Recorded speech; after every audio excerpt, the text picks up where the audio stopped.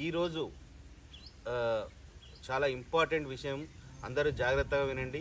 ముఖ్యంగా ఇది ఏంటంటే పాడి రైతుల గురించి ఈ వీడియో తీయడం జరుగుతుంది. నేను ఒక పాడి రైతుగా తోటి పాడి రైతులందరికీ ఒక హెచ్చరిక, తస్మాత్ జాగ్రత్త. పాడి రైతులందరూ తస్మాత్ జాగ్రత్తగా ఉండండి. ఇప్పుడు మీరు చూస్తున్న పరిణామాలు చూస్తూనే ఉన్నారు. మిల్క్ ప్రైస్ అన్నది తగ్గిపోయింది, పాల రేటు, పాల ధర అన్నది తగ్గిపోయింది, ఉత్పత్తి ఏమో గణనీయంగా పెరిగిపోయింది. సుమారు ఇదివరకు మా గ్రామంలో ఒక 100 లీటర్ల పాలు కూడా కాకపోయేది. ఇప్పుడు 600-700 లీటర్ల పాలు మనం కేంద్రాలకు పంపిస్తున్నాం.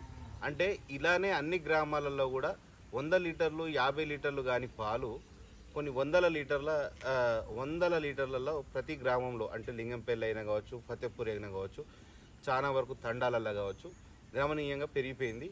ఇప్పుడు మీరు అందరూ జాగ్రత్తగా ఉండండి, తస్మాత్ జాగ్రత్త.